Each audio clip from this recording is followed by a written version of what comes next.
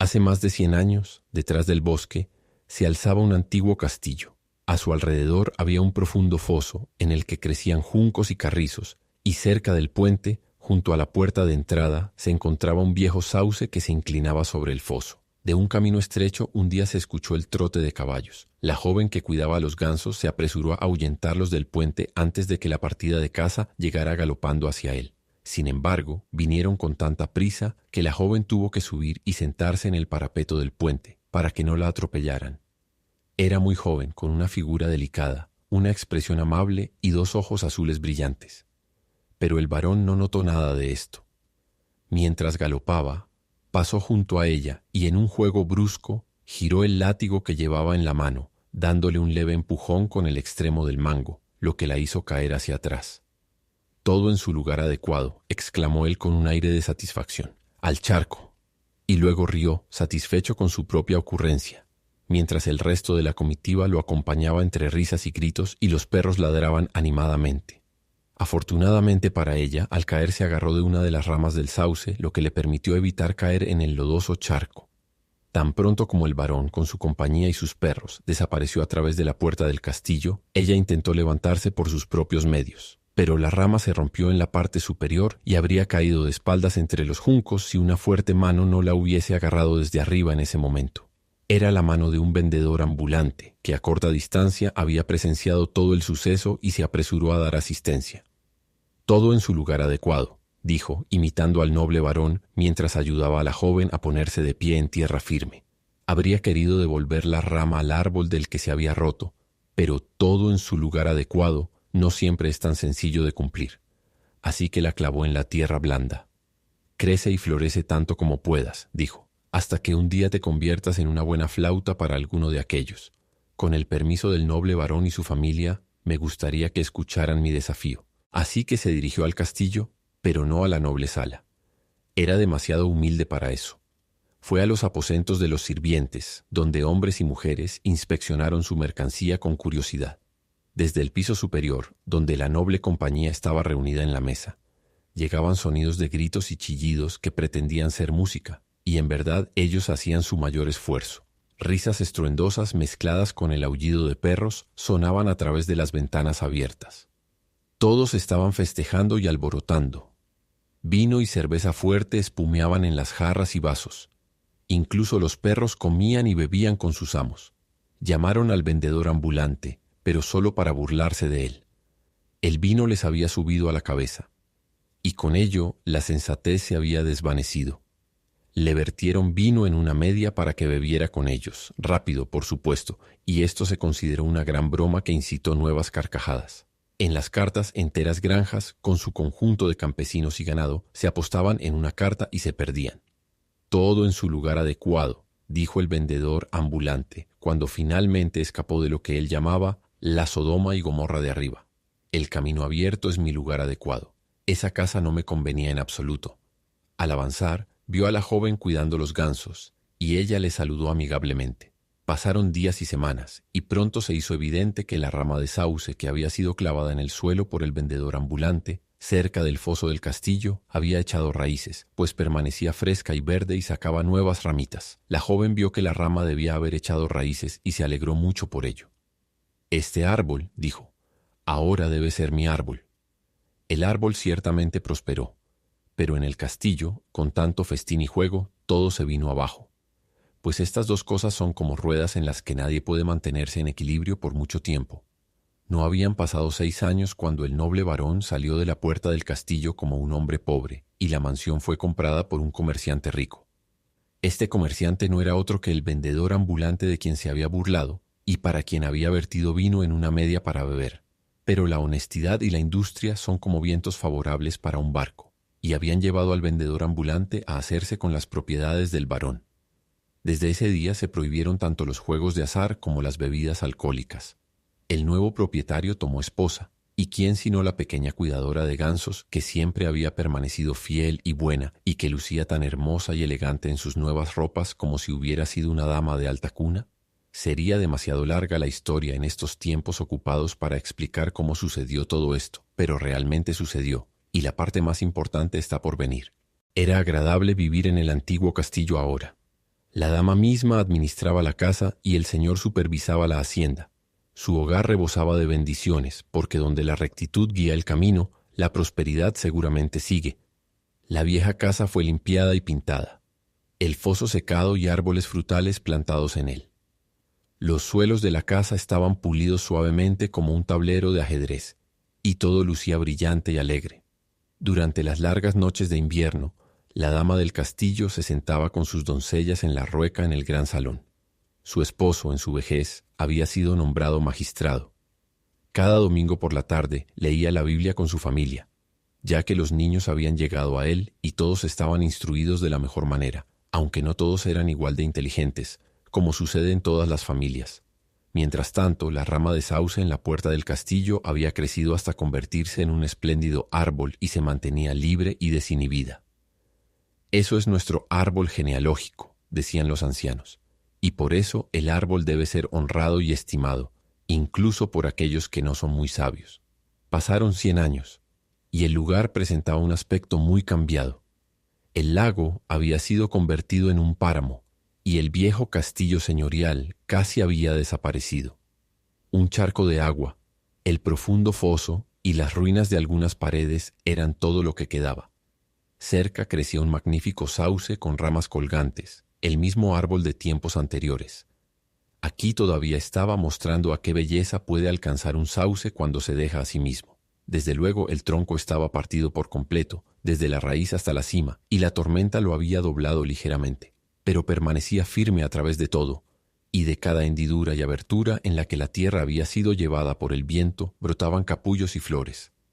Cerca de la cima, donde las grandes ramas se separaban, la frambuesa silvestre enredaba sus ramas y parecía un jardín colgante. Incluso el pequeño muérdago había echado raíces aquí y florecía, gracioso y delicado, entre las ramas del sauce, las cuales se reflejaban en las oscuras aguas debajo. A veces, el viento del mar dispersaba las hojas del sauce. Un sendero atravesaba el campo, cerca del árbol. En la cima de una colina, cerca del bosque, con un espléndido panorama delante, se levantaba un nuevo castillo señorial, con vidrios tan translúcidos en las ventanas que parecía que no había ninguno. La gran escalera que conducía a la entrada parecía un arco de rosas y plantas de hojas anchas. El césped estaba tan fresco y verde como si cada hoja de hierba fuera limpiada mañana y tarde. En el salón colgaban cuadros costosos. Las sillas y sofás eran de seda y terciopelo, y casi parecían movibles por sí mismos. Había mesas con tapas de mármol blanco y libros encuadernados en terciopelo y oro. Aquí, efectivamente, residían personas adineradas, gente de rango, el nuevo varón y su familia. Cada artículo estaba hecho para armonizar con los otros muebles. El lema de la familia aún era «todo en su lugar adecuado». Por lo tanto, los cuadros que una vez fueron el honor y la gloria de la vieja casa, ahora colgaban en el pasillo que conducía al salón de los sirvientes. Se consideraban meros trastos, especialmente 2 antiguos retratos, uno de un hombre con peluca y un abrigo color rosa, el otro de una dama con el cabello rizado y empolvado, sosteniendo una rosa en la mano, cada uno rodeado por una corona de hojas de sauce. Ambos cuadros tenían muchos agujeros, ya que los pequeños varones siempre ponían a los 2 ancianos como blancos para sus arcos y flechas, y sin embargo, estas eran imágenes del magistrado y su esposa, de quienes descendía la familia actual. Pero no pertenecían propiamente a nuestra familia, decía uno de los pequeños varones. Él era un vendedor ambulante, y ella cuidaba los gansos. No eran como papá y mamá. Así que los cuadros, al ser viejos, se consideraban inútiles, y siendo el lema «todo en su lugar adecuado», el bisabuelo y la bisabuela de la familia fueron enviados al pasillo que conducía al salón de los sirvientes. El hijo del clérigo del lugar era tutor. Un día salió a caminar con sus alumnos, los pequeños varones y su hermana mayor, que acababa de ser confirmada. Tomaron el camino a través de los campos que pasaba junto al viejo sauce. Mientras caminaban, la joven hizo una corona de flores de setos y flores silvestres, cada una en su lugar adecuado, y la corona era, en conjunto, muy bonita. Al mismo tiempo, escuchaba cada palabra que pronunciaba el hijo del clérigo. Le gustaba mucho escucharlo hablar de las maravillas de la naturaleza y de los grandes hombres y mujeres de la historia. Tenía una mente sana, con nobleza de pensamiento y sentimiento, y un corazón lleno de amor por toda la creación de Dios. El grupo de caminata se detuvo en el viejo sauce, El más pequeño de los varones quería una rama para hacer una flauta, como ya había hecho con otros sauces. El tutor rompió una rama. «¡Oh, no hagas eso!», exclamó la joven baronesa, pero ya estaba hecho. «Lo siento mucho», continuó.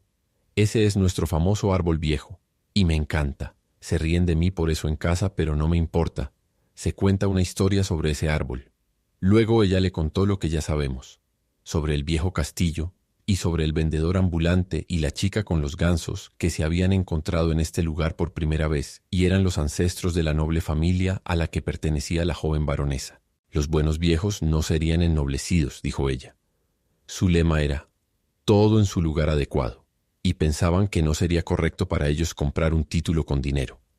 Mi abuelo, el primer varón, era su hijo. Era un hombre muy erudito, conocido y apreciado por príncipes y princesas, y estaba presente en todas las festividades en la corte. En casa todos lo amaban más, pero apenas sé por qué. Me parece que hay algo en la primera pareja vieja que atrae mi corazón hacia ellos. Qué sociable, qué patriarcal debió haber sido en la vieja casa, donde la señora se sentaba en la rueca con sus criadas mientras su marido leía en voz alta para ellas de la Biblia. Debieron ser personas encantadoras y sensatas, dijo el tutor, y luego la conversación se centró en nobles y plebeyos. Era casi como si el tutor no perteneciera a una clase inferior. Hablaba con tanta sabiduría sobre el propósito e intención de la nobleza. Es una fortuna pertenecer a una familia que se ha destacado en el mundo y heredar el impulso hacia lo noble y útil. Es satisfactorio llevar un nombre familiar que abre puertas a los círculos más altos. La verdadera nobleza siempre es honorable y auténtica. Es un error común creer que todos los nobles de nacimiento son malvados o tontos, mientras que solo en las clases bajas se encuentran grandes virtudes. Creo que eso es falso. En todas las clases hay personas amables y admirables. Mi madre me contó de una ocasión en que visitó la casa de un noble. Una anciana que acudía cada domingo por ayuda entró cojeando en el patio. «Ah, ahí está la pobre anciana», dijo el noble, y de inmediato bajó las escaleras para entregarle el regalo él mismo, aunque tenía 70 años, para ahorrarle el esfuerzo. Es un acto pequeño, pero como las monedas de la viuda en la Biblia, resuena en el corazón. Estos son los temas que los poetas deberían cantar, pues unen a la humanidad. Sin embargo, cuando alguien de buena cuna se enorgullece sin motivo o desprecia a los demás, esa nobleza está en decadencia y la gente no tarda en satirizarla. Este fue el discurso del tutor, ciertamente bastante extenso, pero había estado ocupado cortando la flauta mientras hablaba. Esa noche había una gran reunión en el salón. El gran salón estaba lleno de invitados, algunos locales y otros de la capital. Había un grupo de damas ricamente vestidas con y sin buen gusto, un grupo de clérigos de las parroquias adyacentes reunidos en una esquina, tan serios como si estuvieran en un funeral. Sin embargo, ciertamente no se trataba de una fiesta fúnebre. Estaba destinada a ser una fiesta de placer, aunque el placer aún estaba por llegar. La música y el canto llenaban las habitaciones. Primero, uno del grupo se ofrecía, luego otro. El pequeño varón sacó su flauta, pero ni él ni su padre, que la probó después, pudieron hacer nada con ella. Se declaró un fracaso. «Pero tú también eres intérprete, ¿no es así?», dijo un caballero ingenioso dirigiéndose al tutor.